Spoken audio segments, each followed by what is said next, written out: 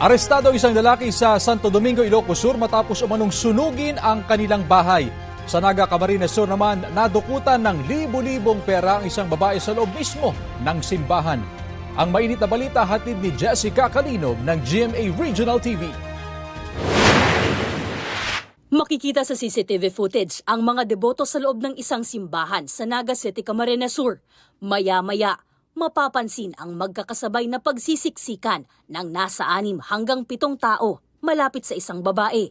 Ang babae pala ang target na laslasan ng bag para nakawan. Natangay mula sa bag ng babae ang kawi-withdraw lamang na perang aabot sa 29,000 pesos. Huli na rin nang mapansin ng biktima na wala na ang kanyang pera. Hindi man formal na nai-report sa Naga City Police ang insidente. Nagsagawa ng initial inquiry ang pulisya. Nalaman na may kaparehong modus ng pagnanakaw sa Tabaco City, Albay. Hindi inaalis ang posibilidad na pareho ang mga sospek na nasa likod ng insidente sa Naga. Sumiklab ang sunog sa substation ng National Grid Corporation of the Philippines sa Hermosa, Bataan. Base sa paunang investigasyon ng Bureau of Fire Protection, isang kontraktor ang nag-i-install ng kable. Aksidente nitong natamaan ang linya ng kuryente ng Peninsula Electric Cooperative o Penelco. Yung kawad parang tumama dun sa bubong. Tapos dun sa short circuit na po. Yun na po yung pinagmulan na dalawang pagsabog. Napuruhan sa sunog ang warehouse ng NGCP.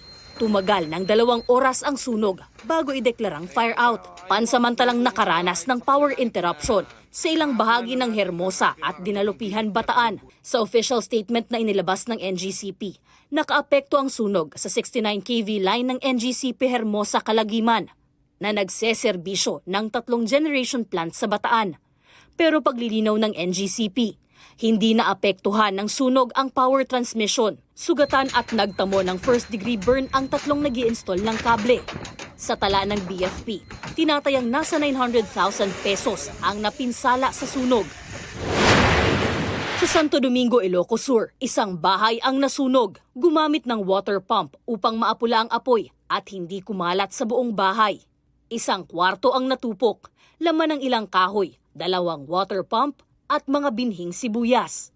Hinala ng may-ari ng bahay, sinadyang sunugin ang bahay ng kanyang 29 anyos na anak. Kaiso namin ang amin tinakin aramin dito balayan so nga ya nang puram di balay kung naklatan na ma'am dinirect taklatan kay mabuti nga tama baka no may naman di megin nga bugbugin ito dating naramit na kanya di nga binugbog na idin. Minsan na rin daw nagwala ang anak at binasag ang salamin ng bintana ng kanilang bahay. Nasa kustodiya na ng PNP ang sospek pero giit niya, nag-ugat ang sunog sa kable ng kuryente. Oray makita di kuryente nga nag-spark. Pero wala namang nakikitang problema ang BFP sa electrical wirings. Badbado actually iti nagrugyanan na. Awan iti makikita mi nga electrical tikos na.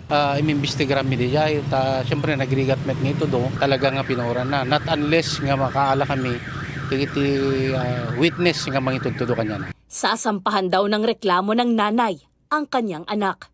Jessica Calinog ng GMA Regional TV, nagbabalita para sa GMA Integrated News.